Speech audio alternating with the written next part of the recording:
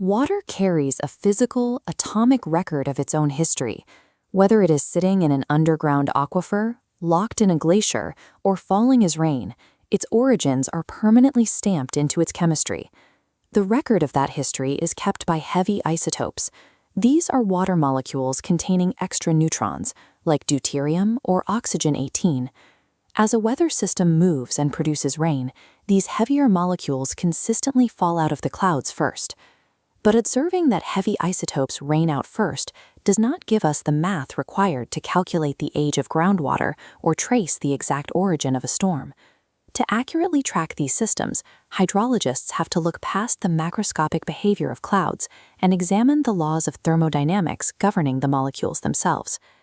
To understand why a heavy isotope behaves differently, we first need to discard the standard classroom model of a water molecule as static plastic balls attached to a wooden stick. Instead, picture the atoms as metal weights connected by a vibrating, bouncy spring.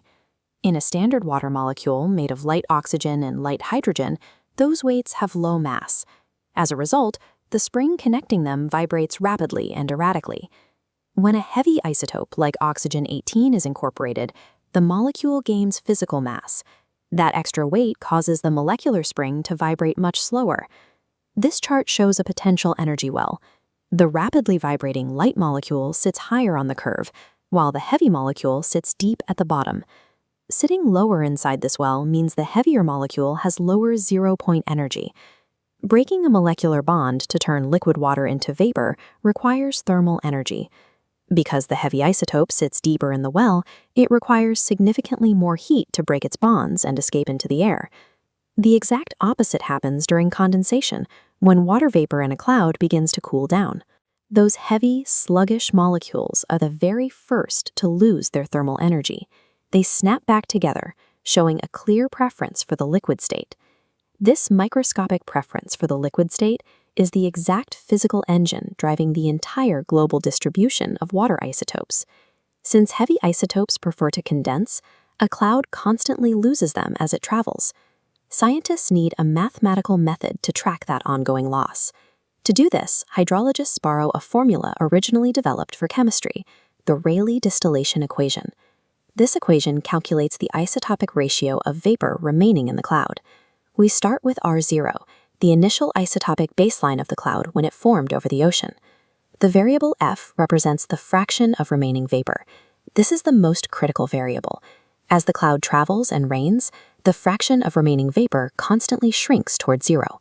If a cloud has rained out 30% of its total water, the F value drops to 0.70. Finally, we have alpha. Alpha is the fractionation factor. It dictates exactly how strongly the heavy isotopes prefer the liquid phase over the vapor phase at any given moment. The fractionation factor is not a static number. It is highly sensitive to environmental temperature. When the air is warm, the behavioral difference between light and heavy isotopes remains relatively small. As temperatures drop, fractionation becomes extreme. The freezing air rapidly strips the heavy isotopes out of the cloud system. By tracking dropping temperatures and shrinking vapor fractions, the Rayleigh equation locks down the exact isotopic signature of a storm at any moment in its life cycle. We can apply this equation to a real-world geographic journey. Hydrologists call this tracking scenario the Continental Effect. Consider a massive, warm storm system forming over the Pacific Ocean. Here, F equals 1, meaning the cloud holds 100% of its moisture, making it extremely rich in heavy isotopes. Prevailing winds push this saturated cloud eastward, moving it toward the North American coast. The storm hits the Rocky Mountains and is forced upward into freezing elevations. This causes the air temperature to plummet, and the alpha fractionation factor spikes. The sudden temperature drop causes the heavy oxygen-18 and deuterium isotopes to be preferentially pulled out of the vapor, dropping onto the mountains as rain and snow. The cloud continues its path, moving east down the mountains and out into the deep Midwest. By the time the system arrives in Kansas, it might only have 20% of its original moisture remaining. Plugging an F value of 0.2 into the Rayleigh equation results in an incredibly low R value for the remaining vapor.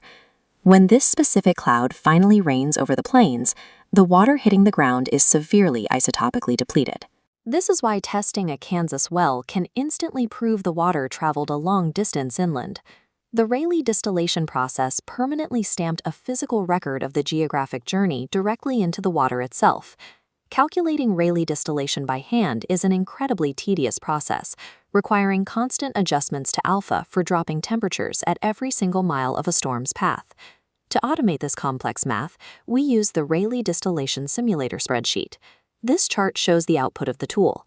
Users input the starting ocean temperature and track the remaining vapor fraction, allowing the simulator to instantly calculate shifting alpha values. It translates hours of manual calculus into a clear, visual depletion curve for the isotopes. Utilizing this tool allows environmental professionals to accurately model how specific weather masses will behave across continents in seconds. But modeling these massive atmospheric systems is only possible by understanding the microscopic thermodynamics happening inside a single drop of rain. Mastering the mechanics of isotopic signatures gives us the ability to map and trace the unseen pathways of the global water cycle. Let me tell you about this Excel sheet that you may need to analyze and understand this course in a better way.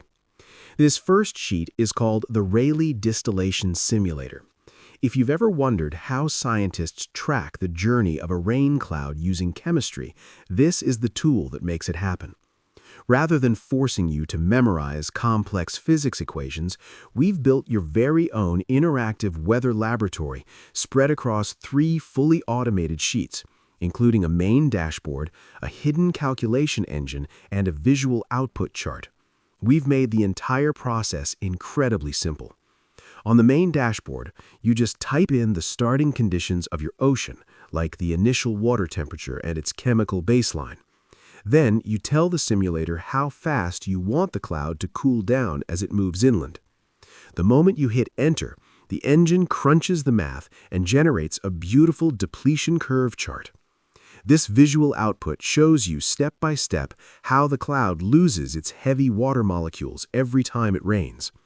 This tool is incredibly valuable because it takes the invisible Continental Effect, a highly abstract concept where storms change their chemical fingerprint as they travel away from the coast, and lets you watch it happen right on your screen.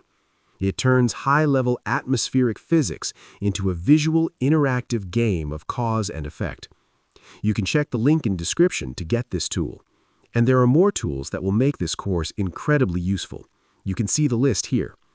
Every sheet will be discussed in its respective lecture, but you can get all these design sheets at once from the link below. You can check the complete playlist here.